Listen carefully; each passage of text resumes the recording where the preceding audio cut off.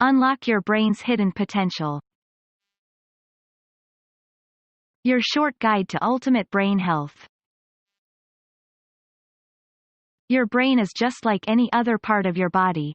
In order to maintain optimum function and to get the very most from it, you need to treat it right.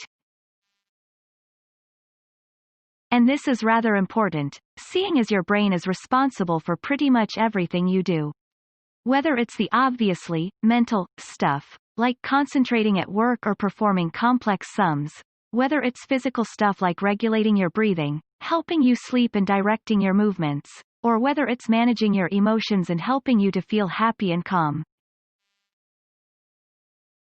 Whatever it is you're doing or experiencing, your brain is at the root of it. And thus you can improve every aspect of the human experience just by focusing on your brain health.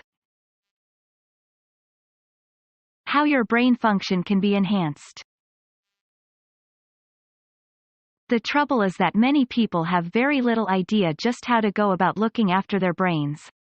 This is the most previous piece of equipment in the world, more powerful than infinite supercomputers, but we tend to just ignore it and hope it all works out okay.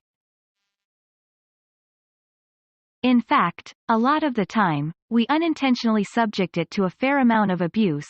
For starters, most of us eat entirely the wrong diet, and this means our body doesn't have access to the raw materials it needs in order to maintain optimum brain function. In the short term, this makes us feel groggy and slow, but in the long term, it can lead to cumulative damage that results in neurological diseases and age-related cognitive decline.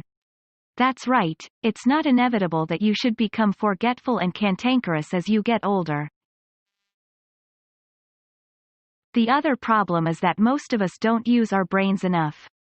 We don't challenge them and we don't train them. Due to a phenomenon called brain plasticity, it is actually possible for us to train and grow our brains just like a muscle. New neurons can be created and new connections can be formed and strengthened. This all means that it's possible for us to develop certain brain areas beyond others and actually enhance our abilities as a result. But when you stop challenging your brain or training it, it can lead to all kinds of problems. Especially when you combine that with high levels of stress and the aforementioned poor diet. How you started destroying your brain with bad nutrition and stress. The way that most people eat these days is enough to severely damage our health and lead to serious problems. As mentioned previously, the brain needs a large number of very specific nutrients in order to function well. These include the all-important precursors to various neurotransmitters. Neurotransmitters are chemicals that change our mood and the way they think. They help us to sleep, to feel good, to focus and to remember things. But the brain makes these neurotransmitters out of vitamins, minerals and amino acids. If you aren't getting enough L-tyrosine for instance, then you might struggle to make dopamine, the neurotransmitter responsible for helping us to focus, stay motivated and remember things. Meanwhile, tryptophan is what the brain uses to create the feel-good neurotransmitter serotonin. This is then later converted to melatonin to help us sleep. Vitamin B6 is a building block for numerous neurotransmitters including dopamine, epinephrine, focus, serotonin and GABA, calmness. Choline, found in eggs, is the precursor to acetylcholine which can improve pretty much every single aspect of your cognitive function. Then there are the countless other crucial nutrients that the brain needs to perform optimally. For example, healthy carbs are what fuel the brain with energy. Antioxidants protect the brain cells from free radicals and zinc enhances brain plasticity. But most of us are not getting anywhere near enough nutrients in our diets. That's because we eat far too much processed foods. Processed foods contain lots of calories to make us feel full, but they are empty calories that are devoid of the things we need. Meanwhile, our switch to a more modern diet that doesn't include things like fish, mean that even those who try to eat healthily are generally not getting the things they need. A perfect example of this is the modern lack of omega-3 fatty acid. Omega-3 is a fatty acid found in fish and some plants, which aids with cell membrane permeability, especially the DHA form. This is important because it allows things to pass more easily through the cell walls, good things like nutrients and signals from other parts of the body. At the same time, omega-3 fatty acid is also used by the brain to create a number of hormones that are linked with managing the blood. This way, omega-3 is able to reduce blood pressure and heart problems. Most importantly though, this also allows omega-3 fatty acid to reduce inflammation in the brain and the predominance of pro-inflammatory cytokines. This is highly important, seeing as pro-inflammatory cytokines are what make you feel so groggy and confused when you're poorly or very tired. Brain fog is a serious problem, and it's made worse by the fact that most of us also have far too much omega-6 fatty acid. Omega-6 fatty acid is a useful nutrient in its own right, but when we get too much of it, it can actually lower omega-3 and cause more inflammation. Most of us have far too much omega-6, because it is used in all kinds of preservative oils. This is then combined with chronic dehydration, which most of us experience on a daily basis. Dehydration can also cause inflammation in the brain, while also generally leading to sluggish performance. These processed foods are also examples of simple carbs, carbs that have no sustenance and which the body processes very quickly. This results in a sudden spike in blood sugar that provides you with a burst of energy, followed by an immediate trough straight afterward. Then there are all the toxins and high quantities of sugars that we consume regularly, and the cancer-causing free radicals. Is it any wonder that you struggle to think through the thick haze sometimes? The role of stress. Even worse is the role of stress. Today, it's a sad fact that a great number of us experience chronic stress, leading to elevated levels of cortisol, the stress hormone, in our systems. This has a number of serious negative effects on our health and on our brain function in particular. For starters, when there is excess cortisol in the system, this increases the amount of the neurotransmitter, glutamate. Glutamate is a general excitatory neurotransmitter, and this means that you'll experience increased brain activity across the board. This leads to heightened awareness and that sense of nagging thoughts. It also makes it harder to sleep, which can lead to memory loss and depression. But perhaps the most worrying side effect is that ongoing stress also leads to the creation of more free radicals, unattached oxygen molecules that attack the brain cells and potentially cause cancer. It can also generally destroy brain cells, robbing you of your ability to think straight. Also worrying is that stress depletes levels of brain-derived neurotrophic factor, BDNF. This is the principal neurotransmitter that stimulates the creation of new brain cells, and it's highly important for increasing brain plasticity. In other words, stress prevents you from learning, and this in turn is associated with depression, OCD, schizophrenia, dementia and Alzheimer's disease. And cortisol also acts contrary to numerous other important neurochemicals. That is to say that when cortisol goes up, these go down. And key victims here are serotonin, happiness, testosterone, drive, and dopamine, motivation and learning. Just in case that you thought the more alert part sounded cool earlier. Note that this also increases your awareness of things like nagging pains, irritating noises and more. This is why stress is associated with tinnitus, the ringing sound some people experience in their ear that has no cause. And meanwhile, heightened stress can actually cause our frontal cortex, the part used for planning, creativity and higher-order thinking, to completely shut down. So in short, stress can absolutely neuter your cognitive ability in the short term and cause long-term damage if it is allowed to continue. The day you stopped learning. All this would be bad enough, if our current lifestyles didn't also involve so little learning and actually using our brains. The brain is a tool that has one singular interest, helping us to survive in our environment. And the way it does this is to adapt and to evolve, to enable us to get more reward and less punishment. It helps us seek out food, shelter and sex, while avoiding pain, hunger and fear. To do this, our brain needs to learn. It predicts outcomes, tries new things and then decides whether or not to do that again based on the response. If it got food, then the neural connections involved in that action are strengthened and it will do it again in future. If it got pain, then the neural connections will be largely overridden and it won't do it again. But the brain loves doing this.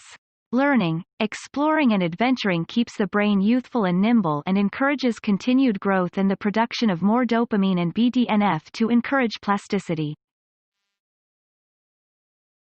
Once life stops being unique and interesting, the brain stops needing to pay attention and can rely on existing connections. Thus, the things you are already good at get strengthened and everything else gets pruned. You become set in your ways and your brain ceases production of dopamine and BDNF, preventing you from being able to learn new things. And this is when dementia has been shown to kick in. Now with all this in mind, consider the way your life has changed from when you were younger to now. When you were born, everything was new and your brain was highly plastic. You were constantly learning new things and discovering new things. Thus your brain was filled with novelty and it responded to this by producing huge amounts of dopamine and BDNF. This is why children can pick up languages so incredibly quickly. It's why they're always smiling and it's why they're always curious and learning. As we get older, we become more familiar with the world around us. Things get more set in stone and we no longer have to learn simple things like how to walk or what a tree is. But we're still learning. We're learning at school, we're learning when we watch TV and we're daydreaming about all the things we could be. This continues to a lesser extent into adolescence as we head off to college and as we start dating for the first time, learn to drive and learn to pay the rent in our own apartments. Even in young adulthood, much is new as we travel with friends and as we try out different jobs and progress through our careers. But then things start to slow down. We stop learning new things and we find a job that we like and stay in it. Meanwhile, our bodies become tireder and we gain more responsibilities, like children and mortgages. We settle down in some part of town and don't move home or environment. The result is that we end up stuck in a rut and going through the same motions day in, day out. All the while our brain is flooded with stress hormones and we're eating entirely the wrong diet. All this contributes to a general slowing of our brain function, damage to our mood and well-being and the growing inability to learn. This is why older people are stereotypically more closed-minded, they're literally become set in their way. It's like taking the same route across a lawn every single day. Eventually that route will become entrenched and you'll never be able to go any other way. Brain cells start dying, your mood deteriorates and you crawl toward inevitable old age. The solution. Wow, that's depressing. The good news is that it's also wrong. The inevitable bit, that is. Old age may be inevitable but the cognitive decline associated with it most assuredly is not. In fact, there are plenty of ways you can combat age-related cognitive decline and keep your brain youthful and healthy well into older age. Read on and we'll look at what some of the things you can do are. Fix your nutrition. Step number 1 is to fix your nutrition.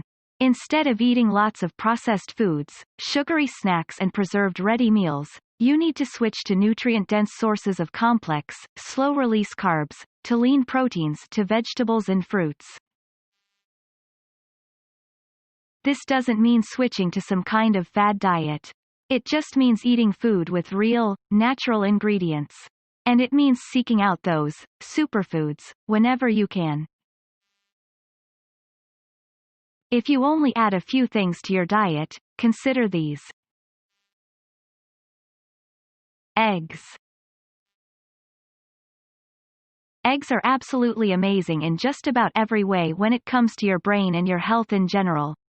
For starters, eggs are one of the only, complete, sources of protein. This means that they contain 100% of the essential amino acids that you can't produce in your body, thereby helping you to produce all kinds of neurotransmitters.